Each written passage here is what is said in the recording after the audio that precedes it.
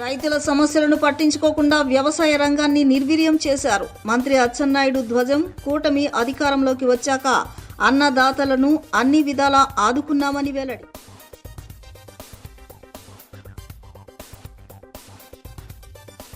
దుర్గమ్మ ఆలయంలో లడ్డూ పోటు, అత్యాధునిక అన్నప్రసాదం భవనాలను రేపు ప్రారంభించనున్న సీఎం చంద్రబాబు.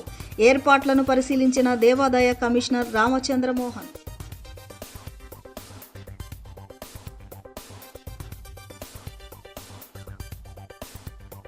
బీసీ వర్గానికి చెందిన ముదిరాజ్ కులస్తుల కోసం ప్రత్యేక కార్పొరేషన్ ఏర్పాటు చేయాలి. అసెంబ్లీలో ప్రస్తావించిన central MLA bonda Umamaheswararao.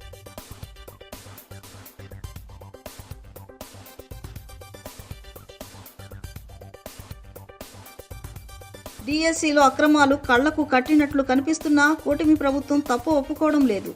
CBI విచారణ తప్పనిసరిగా జరిపించాల్సిందేనని వైసీపీ అధినేత జగన్ డిమాండ్.